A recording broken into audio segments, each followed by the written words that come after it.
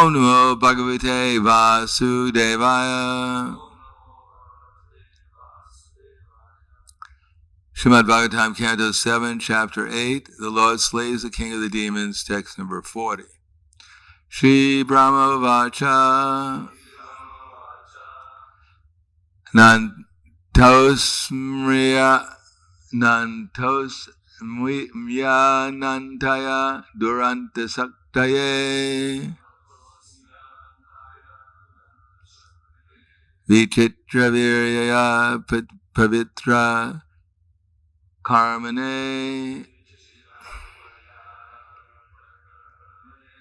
Vishvasya Sarga Stiti Sammanan Gunai Swalilaya Sandadate Vyayatmane Shri Paramovacha Anatosmrayantaya Duranta Saktaye Vichitra Viryaya Pavitra Karmane Vishvasya Sarga Stiti Samyamangunai Svalilaya Sandade Vyayatmane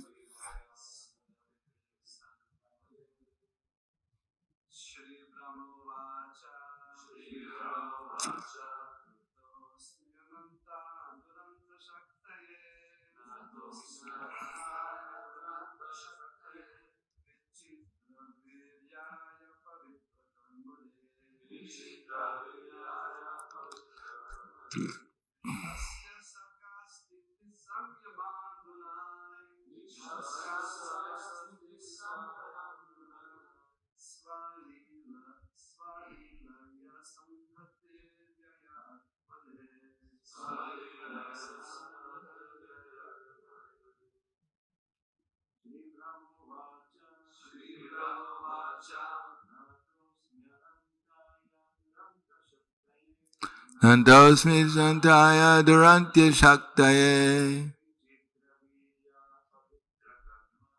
Vichitra Virya Pavitritra Karmane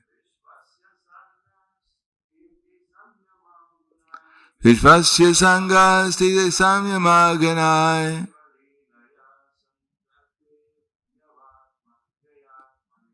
Svalilaya Sandade Vyatmanatmane Shri Brahmavacha, Lord Brahma said, Nanta, bow down. Asmi, I am.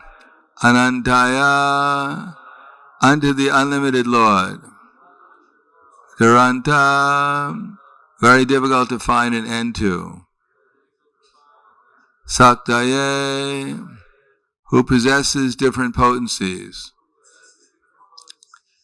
Vichitra Viryaya, having varieties of prowess.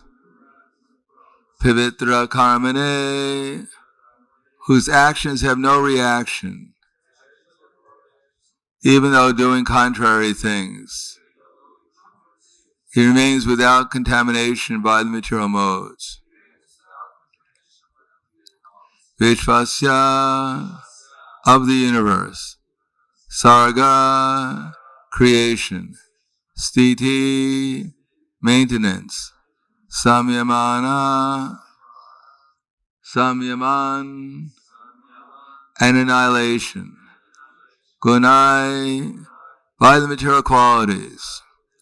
Svalilaya, very easily. Sandade, sandadate, performs. Avyaya Atmane, whose personality never deteriorates. Lord Brahma prayed, my Lord, you are unlimited, and you possess unlimited, unending potencies. No one can estimate or calculate your prowess and wonderful influence, for your actions are never polluted by the material energy. Through the material qualities, you very easily create the universe, maintain it, and again annihilate it. Yet you remain the same without deterioration. I therefore offer my respectful obeisances unto you. Purport. The activities of the Lord are always wonderful. His personal servants, Jai and Vijay, were confidential friends, yet they were cursed, and they accepted bodies of demons. Again, in the family of one such demon, Prahlad Maharaj was caused to take birth to exhibit the behavior of an exalted devotee. And then the Lord accepted the body of Nrsimhadev to kill the same demon, who by the Lord's own will had taken birth in a demoniac family. Therefore, who can understand the Lord's transcendental activities? Not to speak of understanding the transcendental activities of the Lord, no one can understand even the activities of his servants. In Chaitanya Charitamrita it is said, Tandra Vakya Kriya Mudra Vigeha Nabhutaya. No one can understand the activities of the Lord's servants. Therefore, what to speak of the activities of the Lord, who can understand how Krishna is benefiting the entire world? The Lord is addressed as Duranta Shakti, because no one can understand his potencies and how he acts. So the text again. Shri Brahma Varcha Nantosmi Yatananta Duranta Saktaye Ichitra Virya Pavitra Karmane Vishvasya Sangha Sarga Stiti Samyaman Gunai Swalilaya Sandate Vyaya Yatmane. Lord Brahma prayed, "Oh, my Lord, you are unlimited, and you possess unlimited, unending potencies. No one can estimate or calculate your prowess and wonderful influence, for your actions are never polluted by the material energy. Through the material qualities, you very easily create the universe, maintain it, and again annihilate it. Yet you remain the same without deterioration. I therefore offer my respectful obeisances unto you." Namo Vishnu Padaya Krishna Prasthaya Bhutaya Srimate Bhaktivedanta Swami Namane Namaste Saraswatam Deve Gauravani Vicharne Nirvishesha Srimvadi Paskyadyade Siddharne. Many devotees say the same thing. That we hear the prayers of the Nagapatis, the prayers of Lord Shiva, prayers of Dhruva Maharaj, and they all say the same thing. So we may wonder, is this plagiarism, or they have nothing interesting to say, they just repeat the same thing over and over again. Well, the difference is if we say it, it's without realization. And when they say it, the realization is quite extensive. To understand how someone is unlimited, if you realize it, just like when Mother Yasoda looked into the mouth of Krishna twice in the Srimad Bhagavatam, and both times she saw all the universe within his mouth. Now, if we could look inside Krishna's mouth and see all the universe, we'd be impressed beyond our imagination. But when we just hear about it, we're not so impressed because we have no such imagination. For us, it may be something like licking on the bottle of the honey. The honey is inside, but there's a bottle that's containing it. And if we lick the bottle, we won't taste the honey, we'll just taste the bottle. Although apparently the honey is right there. Similarly, when we hear about these things, if our hearts don't throb in ecstasy and wonder, it means that we're covered by the illusory energy, and therefore we can't really understand what's taking place. A little bit more than, say, an animal. If they hear it, maybe the dog will wag his tail if he's lucky, or maybe he'll growl if he's not so pious. But the dog won't understand what's taking place. Similarly, to understand how Krishna is unlimited, we just have to use our tiny little brains and try to understand how Krishna is unlimited, how Krishna is existing even in this room, if we can accept it. Andantarasta paramanu chayantarastam It's Chaksha Esha. Yasyan, what is it? It's Chaksha Esha Savitasa Kalagrahanam. Actually, that's it. Yasyantaya Paramat Pumanyo. That Krishna is, how does that Brahma Samhita verse go? Yasyantaya Paramat Pumanyo. Govindam Adi Purushang Tamahang Bhajami. Ekopyaso Rachitum Jagadanda Kotim. Luckily, this is Super Soul, can remind us. Ekopyaso Rachitum Jagadanda Kotim. It's Chaksha Esa Savitasaka. It's Chaksha Esa. It's Ekopyaso Rachitum Jagadanda Kotim. And then the next one is Ekopyaso Rachitum Jagadanda Kotim. So that Krishna is existing Ekopyaso Rachitum Jagadanda Kotim in every atom of the universe. So just imagine someone existing in every atom in this room. Just think about that for a little while. How many atoms are in this little tiny room we're in? And if someone is existing, was completely aware of everything that had happened to every atom in this room, in the past, present, and what will happen in the future, could we actually accept that there could be such a person? And what to speak of, say, in this both buildings? What about in Slovenia? What about in Europe? What about on this planet, whatever it may be? And what about in Bhumandala? What about in this tiny universe, which is just one little mustard seed in a bag of mustard seeds? What about in all the other mustard seeds? With Brahmas having 1 million, 10 million heads. He's in every atom, knows past, present, future. What about in the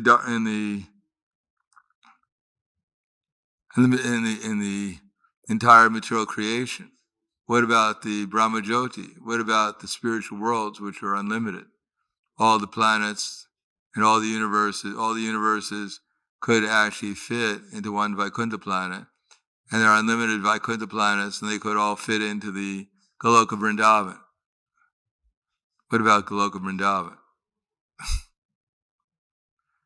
So, if we think we've understood something, we probably have to read a little bit more.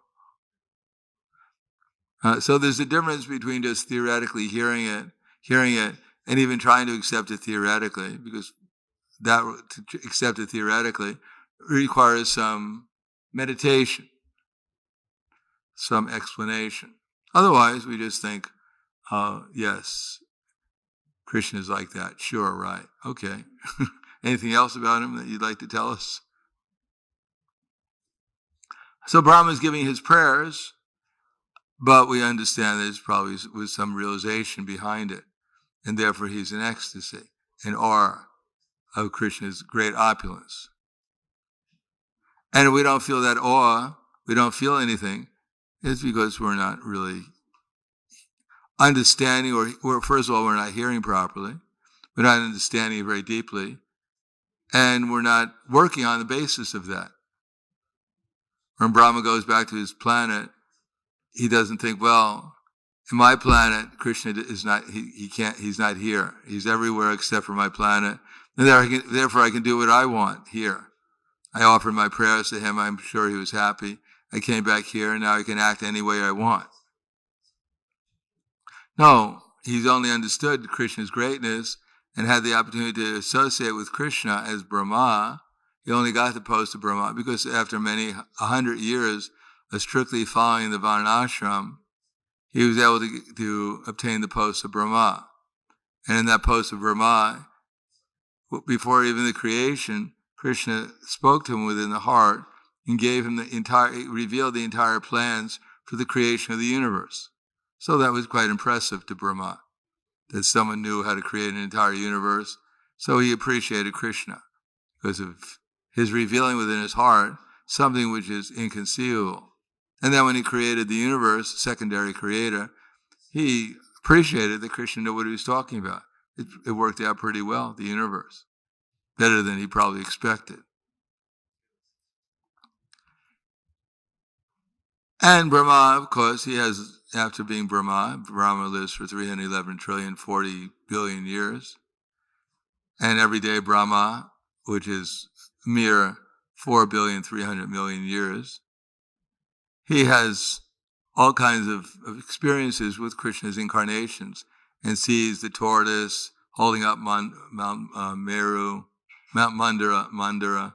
He sees the demigods and the demons turning the ocean in milk. He sees Parasuram coming.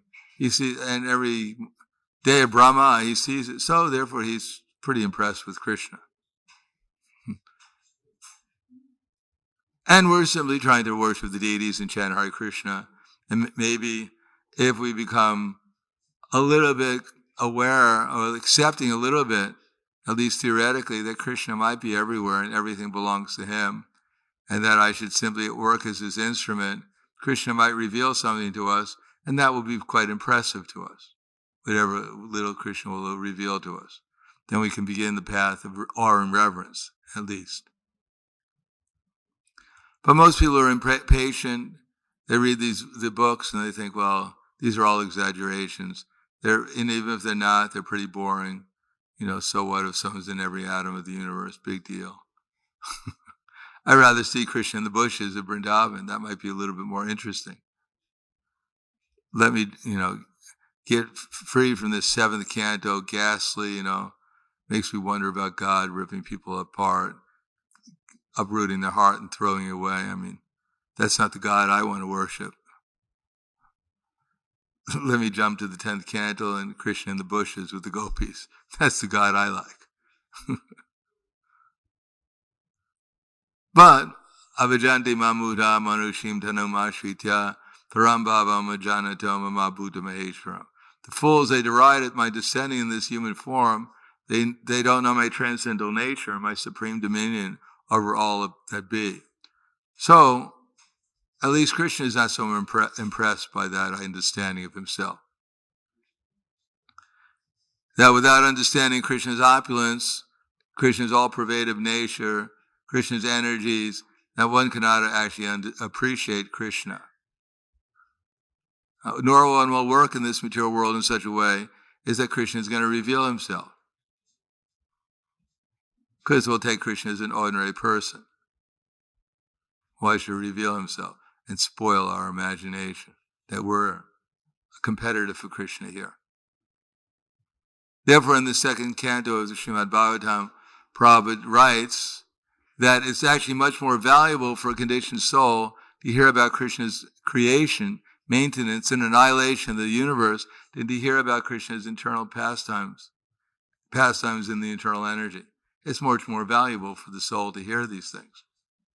Because if we hear these things, then we can stop trying to exploit the material nature. We can stop imagining ourselves as the controllers and the enjoyers, and we can make some actual progress in devotional service. Other than that, we'll simply be thinking Krishna is out there somewhere, and somewhere something's happening out there. It's all kind of vague, and Krishna might be here, it might not be here, but I got a lot of things to do here. I could remember him, I could forget him. There's no big deal. If I remember him, I get some extra points. If I forget him, that's normal. Everyone forgets him. Don't criticize me. I'm doing pretty good. I came to Mangalarti today. I deserve an extra half an hour of sleep today for that. So with that kind of attitude, then we want to understand how the material nature is working, how it's binding us, how to get free from it, how Krishna is in control of it, how just by asking Krishna to engage in his service, loving service, we can actually get free from the modes of nature. If we can take the holy name seriously, we can take the philosophy seriously, then we can actually take our devotional service seriously.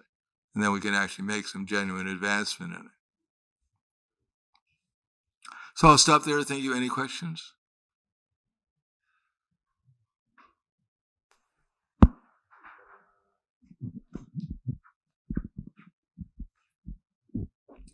Hare Krishna.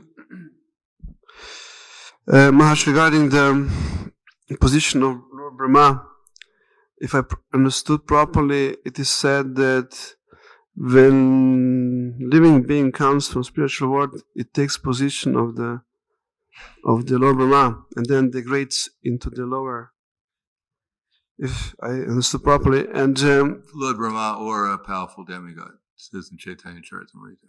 Okay, yes. And as you mentioned, Lord Brahma is a witness of so many pastimes and qualities and powers of Lord Krishna. In one day, thousands and thousands experiences. How come that it degrades himself lower? If it doesn't just jump back to the spiritual world? Well, think about it. We came here to compete. Lord Brahma is sitting on top of the lotus flower. He's practically omniscient. He has all kinds of powers. All the demigods worship him. So, just like when Krishna came, he lifted, he killed Aghasura, and Brahma had heard that Krishna was the Supreme Personality of Godhead, so he wanted to test him. He came and stole all his cowherd boys. So he witnessed Krishna's impressive activities. Killing Aghasura was certainly impressive. The demigods were certainly in awe. But Lord Brahma was thinking, well, let me test the guy, see what he's like. So that's the nature of illusion. Brahma, he's the topmost person in the universe. But the universe is, according to Brihad Bhagavatamrita, he's not the topmost person in the whole universe, because in the coverings of the universes, there are other persons even more exalted than Brahma. Mm. So here is a field of activities. I don't know what they do in the earth covering or the water covering, but they worship different deities there, as explained in the Brihad Bhagavatamrita. Mm. But our Brahma can be a Jnani Brahma, could be a Karmi Brahma, could be a Bhakta Brahma. If he's not a pure Bhakta, because according to the Krishna book or Srimad Bhagavatam, Brahma is following sadhana. He's a sadhana Bhakta. He's following the rules and regulations of sadhana bhakti, although the best one. But if he doesn't take it seriously, if he wants fruitive activity, if he wants to get some liberation, that's like Gopkumar wanted to find out about liberation as Brahma, or he wants some kind of enjoy his position as Brahma, as a Karmi Brahma, then he goes up at the time of annihilation to Garbhodakshai Vishnu, and then during the annihilation he stays there, but then when the creation starts again, he comes back here, not necessarily as Brahma, if he did something wrong. It's not, from his position, it's not so difficult to do something wrong. Make a little mistake, you get into a lot of trouble, especially if you don't, like Lord Brahma, repent for it immediately. So it's not always that parampara from Krishna doesn't always go through Lord Brahma if it is not pure devotee, like as an Adi Guru of Sampradaya, right? Well, I don't know, but Brahma, when he spoke to Narada Muni, he was probably still on the stage of sadhana bhakti. Besides that, there's so many Brahmas that are mentioned in the Srimad Bhagavatam. They're unlimited, and just a few of them are mentioned. But how disciplic succession means you repeat what you've heard. Whether Brahma was good enough, as Prabhupada once wrote in a letter. He was good enough.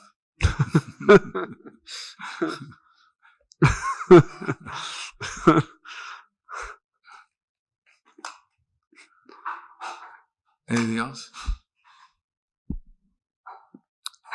Okay, thank you very much. Grantarai Srimad Bhagavatam ki jai. Srila Prabhupada ki jai. Gaur Premanande.